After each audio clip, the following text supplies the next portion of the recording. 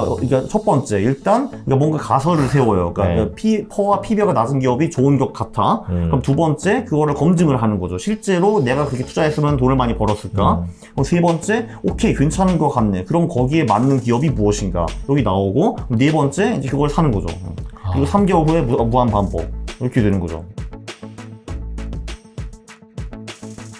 그 강은국님께서 또 퀀트 투자로 또 유명하신데 네네네. 그 일반 주식 투자랑 퀀트 투자 이게 어떤 차이가 있는 걸까요? 뭐 일반 주식 투자는 뭐 종류가 뭐 여러 개가 그렇죠. 있겠죠. 여러 개 있죠. 뭐 같이 투자하시는 분들도 있고 네. 뭐 그분들은 뭐 나름대로 이제 뭐 기업을 열심히 분석을 해가지고 뭐 그 기업뿐만이 아니라 뭐 경쟁사, 산업, 뭐 국가 경제 분석을 한 다음에 뭐 어떻게든 뭐 기업의 가치에 도달한 다음에 본인이 생각하는 기업 가치가 10,000원인데 뭐 주가가 훨씬 싸면 들어가고 주가가 비싸면 이제 팔고 이런 식으로 하는 분도 계실 거고 네. 또 이제 뭐 기술적 투자자들 이제 주로 저기 차트 같은 거 패턴을 보시면서 이제 그 패턴 들이 이제 반복이 많이 돼가지고 미래 가격을 어느 정도 예측할 수 있다라고 투자하시는 분들도 있을 거고요. 네. 그리고 또 이제 주로 매크로 쪽을 많이 보고 투자하시는 분도 있는 것 같고, 그리고 이제 하수들의 대부분은 정보 매매를 많이 하시죠. 네. 그래서 어디선가 정보를 봤는데 이제 그거를 갖고 투자를 하는 거죠. 정보를 너만 알고 사람은 있어. 예, 그렇죠. 네, 너만 네. 알고 있어도 있고, 그냥 유튜브나 방송에 나오는 것도 아. 있고, 우리 아빠, 엄마, 친척, 뭐 동료에서 네. 받은 것도 있고요. 예. 네. 그렇게 투자를 주로 많이 하시는데 저는 이제 그렇게는 하지는 않고 이제 저 같은 경우는 그 주식시장에서 전반적으로 통하는 팩터가 무엇인가 이제 그거를 분석을 해요. 이제 그리고 그거를 제가 이제 백테스트 같은 걸 통해서 검증을 하죠. 네. 그리고 그럼 이런 좋은 팩터들이 있네 하면은 그거에 맞는 종목을 이제 찾아가지고 투자를 하는 건데 이 구체적 이렇게 설명하면 잘 모르잖아요. 근데 네. 구체적으로 제가 가져왔죠 이거를. 네, 좋습니다. 그래서 네, 설명을 이제 한번 또. 예를 들면 이제 이런 소프트웨어가 있어요. 뭐 퀀터스 뭐 이런 거. 네. 여기 가보면은 오늘 너나위 전략을 하나 만들어 보죠 그러면. 네. 진짜요? 네, 감사합니다. 잠깐만요. 이게 이제 뭐 퀀터스라는 프로그램인데 제가 주로 이걸 네. 많이 돌리고 있거든요. 그래서 네. 이제 그 거래 수수료는 제가 0.5%로 잡았어요. 왜냐면 이제 보수적으로 사고 팔 때 좀 이제 예를 들면 10,000원짜리 주식을 살 때는 11,100원에 사고 뭐 팔 때는 9,900원에 팔아야 되고 이런 거 좀 있잖아요. 그래서 이제 0.5% 정도로 넣고 네. 한국 주식을 돌리는데 이제 저 같은 경우는 이제 중국 기업들은 제외를 합니다. 그러니까 중국 기업은 뛰어난 기업도 많은데 한국에 상장한 중국 기업은 다 쓰레기라고 보시면 돼요. 네네. 빼고 이제 여기 뭐 적자 기업이나 관리 정보는 왠지 싫잖아요. 근데 그런 것도 좀 빼고 일단 적자 기업만 빼도 사실은 망할 기업들이 많이 제거가 되는 거죠, 사실은.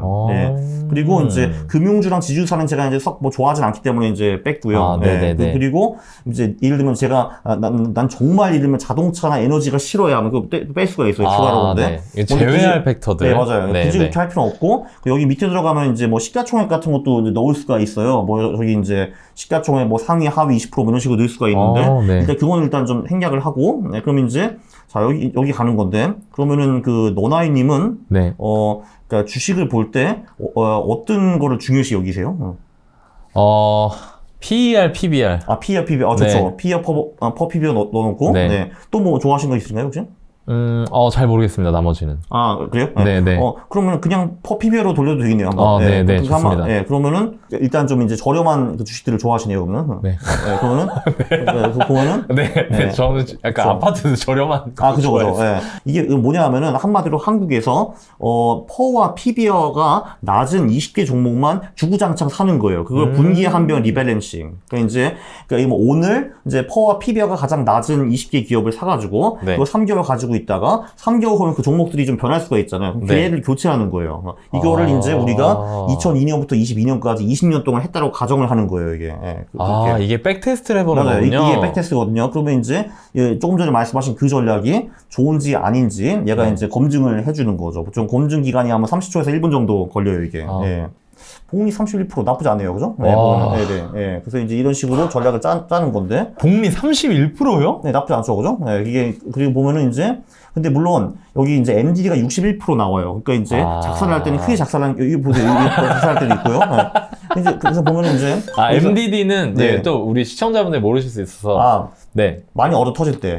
그러니까 최대한 빠지는 비율을 말하는 거잖아요. 그죠?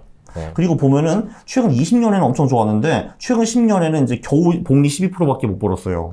최근 5년, 3년에는 별로 안 좋았다. 요 전략이 이렇게 볼 수가 있고 그리고 이제 여기 보면은 최악일 20년 때. 할 때 최악일 때 2008년. 두 번은 50% 이상 얻어 터졌어요. 이런 걸 볼 수가 있고요. 네.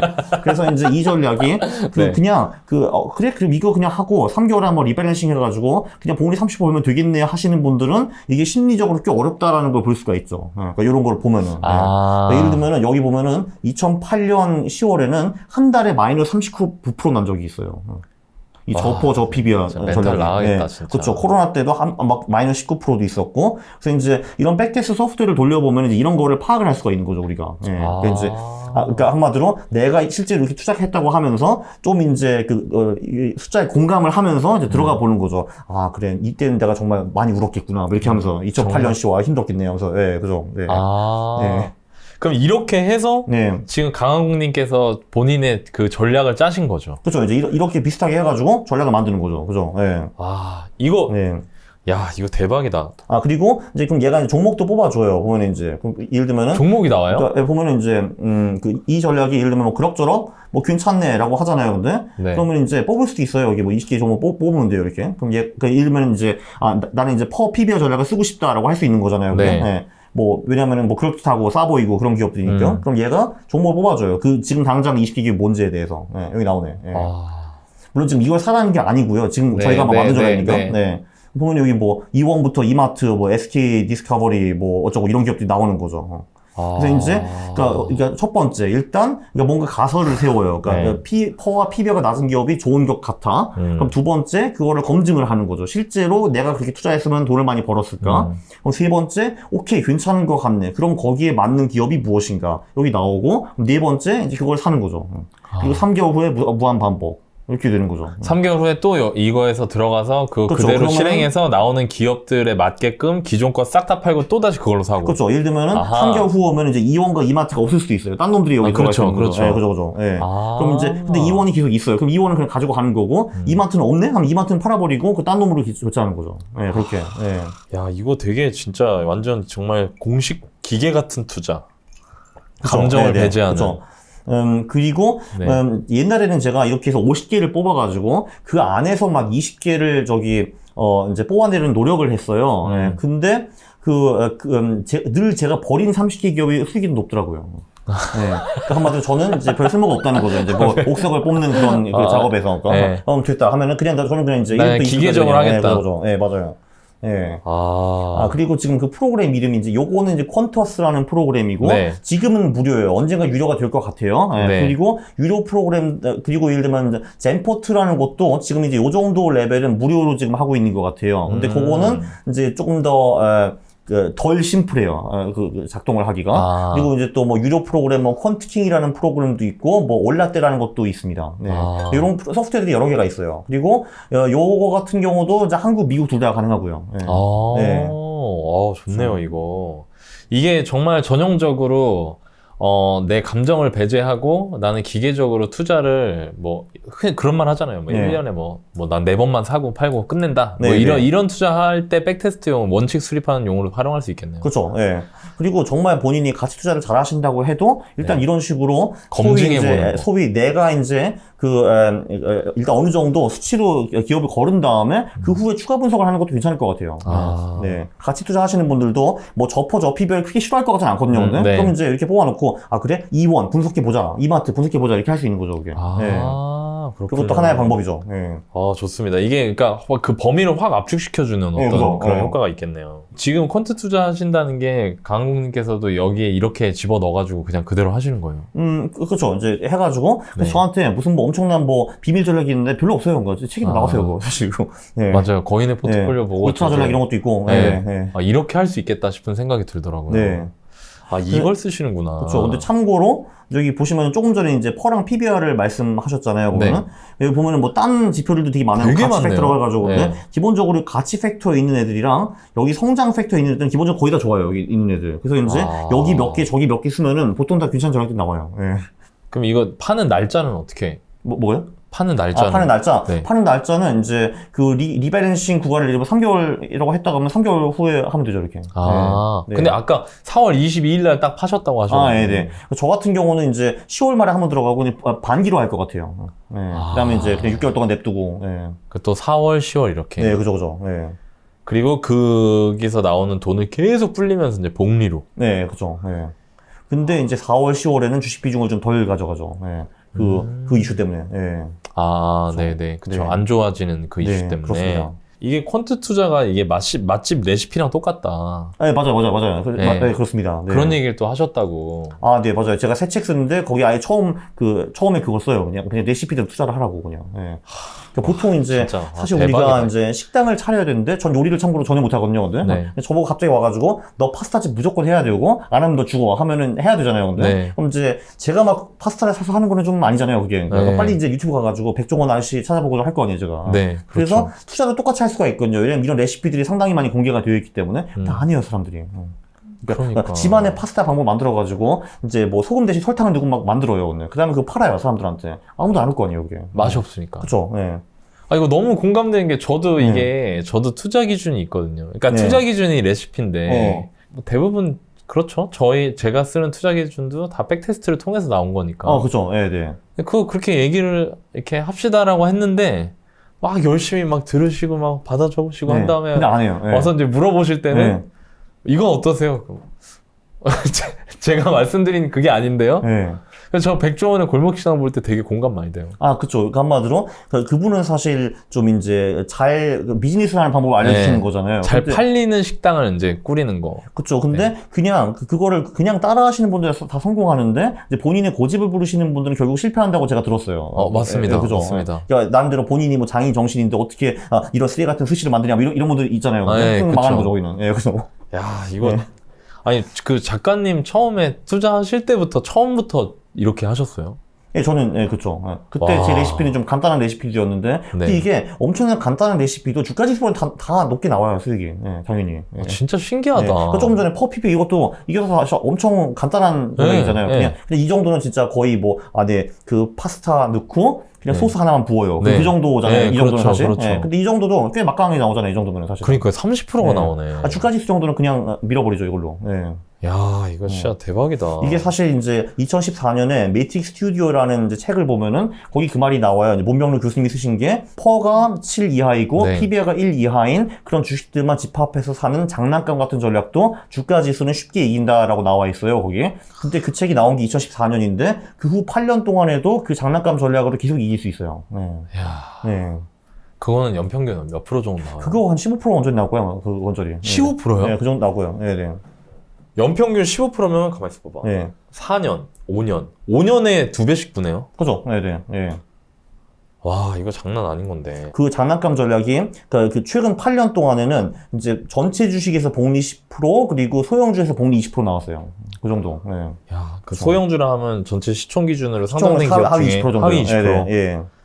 그리고 전체 주식에서 한 10% 정도 나왔는데, 근데 그 8년 반 동안에 커스피의 수익이 한 그 복리 2, 3%밖에 안 돼요. 그러니까요. 예, 그러니까 그거보다는 훨씬 높죠, 그래도. 그 장난감 전략이. 10배 예. 높네.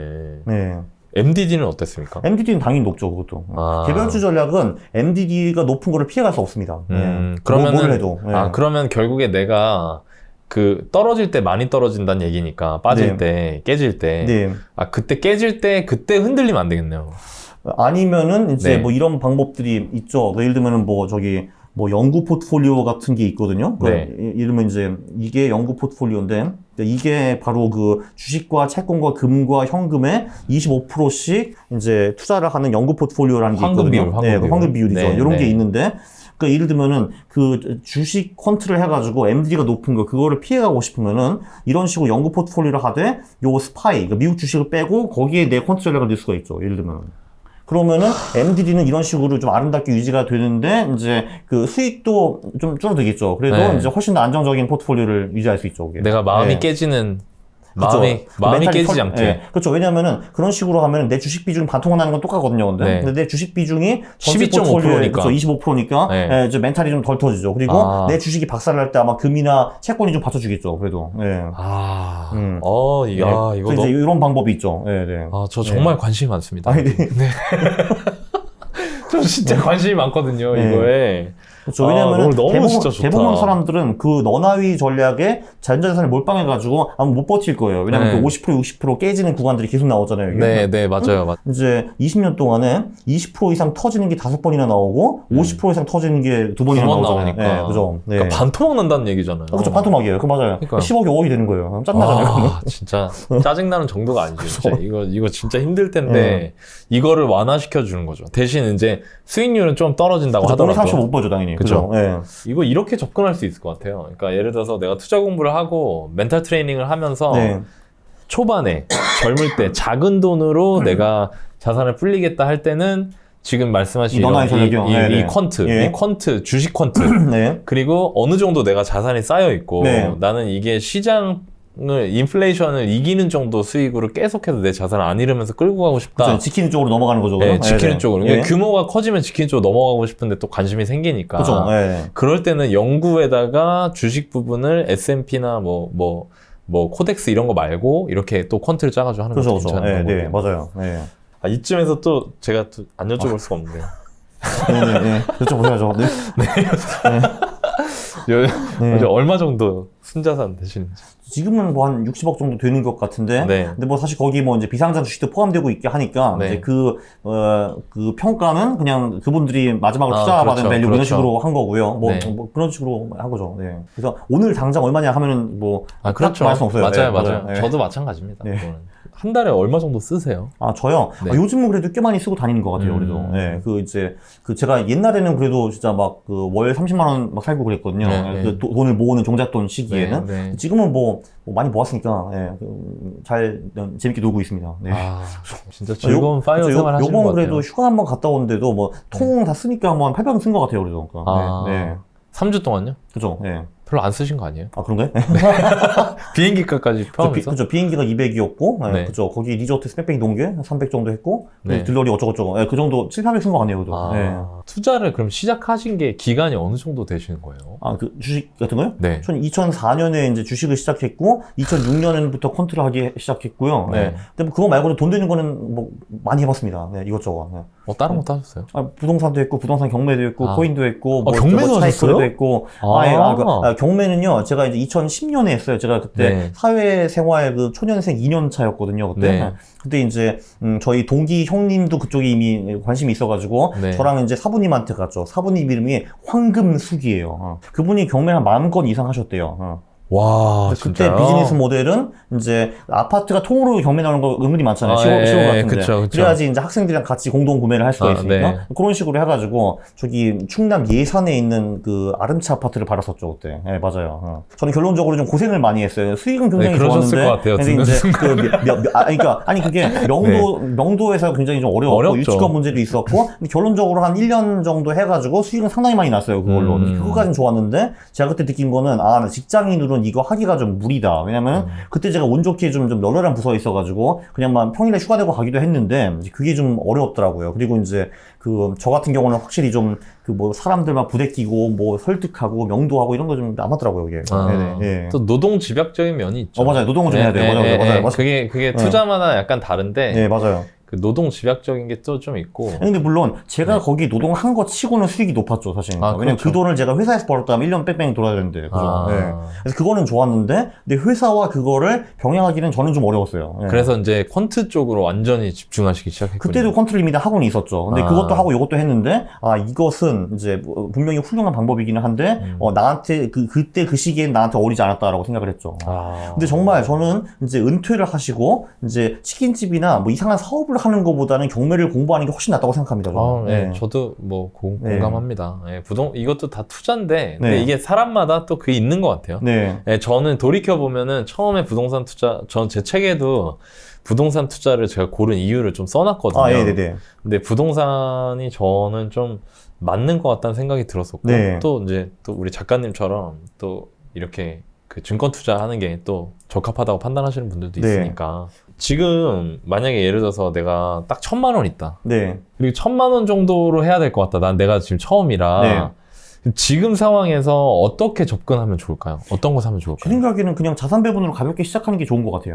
왜냐면 조금 전에 그 연구 포트폴리오라는 거 네. 보면은 얘가 지금 최근 50년 동안에 가장 많이 잃었던 게 12.7% 정도거든요. 그러니까 한마디로 근데 막 엄청 뭐 변할 것 같지는 않아요. 그러니까 한마디로 내가 딱 들어갔다고 갑자기 30% 떨어질 것 같지는 않거든요, 이게. 그러니까 이제 이런 거 하면은 일단 이제 어느 정도 이제 안전하고, 그러나 이게 투자를 진짜 해본 거랑 그냥 공부하는 건 천차만별의 차이잖아요. 네. 근데 내 돈을 집어넣고 그 투자의 피를 좀 느껴보는 거죠. 이제 내 위험은 제한되어 있고. 네. 그렇게 이렇게 하다 보면은 연구 포트폴리오 하면 언젠가 불만이 생길 거예요. 좋기는 한데, 야, 복리 8%가 뭐냐. 나 좀 더 보고 싶어. 하면은, 강한국이 무슨 뭐 컨테이블라고 했지. 하면 그거 돌려가가지고 주식 비중을 한번 컨트롤 바꿔보고, 뭐 이렇게 좀 점점 이제 공부를 하면서 실력이 늘어나는 거죠. 근데 이게 사람이 내 돈을 박지 않으면 공부를 절대 안 하거든요. 맞아요. 그거 왜 해요, 그거? 맞아요. 내 돈이 안 들어갔는데.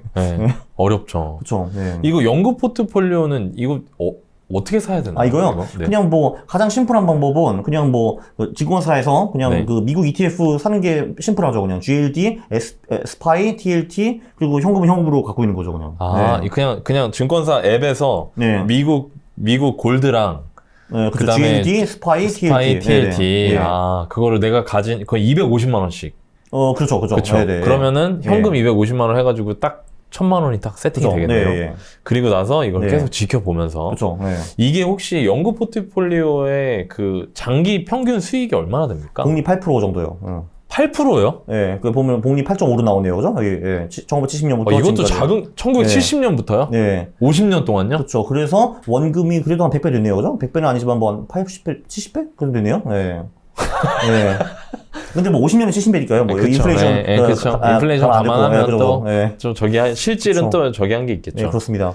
그래도 8.5니까 실질 수익도 뭐 한 5% 정도 나오겠네요, 그죠? 그렇죠. 인플레 다 빼도. 장기 뭐 한 3에서 4% 정도 그렇죠. 인플레 보면. 그리고 여기 대충 보면은 가장 많이 그러니까 올해가 좀 별로 안 좋아요. 올해가 이제 주식과 채권이 좀 별로였기 때문에. 이제 보면은 10% 이상 깨진 구간이 50년 동안에 뭐 한 번, 두 번, 세 번, 네 번 정도 있네요. 그죠? 그리고 지금은 이미 왕창 깨졌기 때문에. 그러니까 더 제한돼 있겠네요. 더 내려갈 확률이. 맞아요. 좋은 것 같습니다. 이거 연구 포트폴리오 말고 또 올웨더 포트폴리오라고 유명한 게 하나 있던데. 올웨더 같은 경우는 버전이 되게 이제 많아요. 이제 그 중에서 제가 가장 선호하는 거는 이제 한국형 올웨더라는 게 있어요. 최근에 이제 김성일 작가님이 이제 ETF 책을 내셨는데 거기 나와 있는 내용인데 그거는 이제 요거랑 좀 다른 게 한국과 미국 자산에 분산 투자를 했어요. 거기는 이제 그 얼추 뭐 한 35%가 주식이고 한 50%가 채권, 15%가 금 요 정도거든요. 근데 그 주식을 이제 미국 주식 절반, 한국 주식 절반으로 했고 채권도 미국 채권 절반 그리고 한국 채권 절반 이런 식으로 했어요. 그 이유는 뭐냐 하면은 그렇게 하면은 또 일단 그 선진국 그리고 이제 개발도상국 분산이 좀 되고 그리고 원화 달러가 분산이 또 돼요. 그래서 그거는 MDD가 한 7, 8%대로 떨어져요, 또. 그건 더 안정감을 줄 수 있는. 연구 포트폴리오가 12.7 정도인데 그 한국형 올웨더 같은 경우는 이제 한국 투자자 입장에서 투자하면은 이제 원화 기준으로 MDD가 7, 8%로 떨어져요. 꽤 괜찮아요, 그게. K 올웨더. K 올웨더. 맞아요. 김성일 작가님 책 한번 보시고요. 그런 얘기 하셨더라고요. 나는 진짜 대형주 하는 거는 이해를 못 하겠다. 그렇죠. 이해를 못 하죠. 왜 대형주 하는지 모르겠다. 아마 지금 저희 사무실의 직원들도 뭐 삼성전자, 하이닉스, 네이버, 카카오 주주분들이 계실 거예요. 물렸겠네요, 물론. 그러니까 이렇게 하면은 왜 안 되죠? 그게 그냥 아주 단순하게 통계적으로 봐도 그 대형주의 수익보다 소형주의 수익이 거의 한 연 30%도 높아요. 어마어마한 차이예요, 진짜. 굉장히 신기하죠. 근데 이게 막연하게 안정적일 것 같은 기업이 2,000개가 있잖아요. 2,000개를 시가총액별로 이제 나눌 수가 있잖아요. 상위 10%, 그 다음 10%, 10% 해가지고. 그럼 이제 보통 한 상위 10% 기업들의 복리 수익이 7%인가 8%인가 그렇게 나오고요. 그 하위 10%가 3, 40% 나와요. 거기서 심지어 망한 기업들이 꽤 있는데도 불구하고. 엄청난 차이예요. 그거는 어떤 일을 해도 극복할 수 없어요. 그 차이는. 그렇네요. 아무리 내가 대형주에 스마트에 투자한다 하더라도 그 30%를 극복하실 방법은 절대로 없어요. 이거 연 평균 기준인가요? 네네네.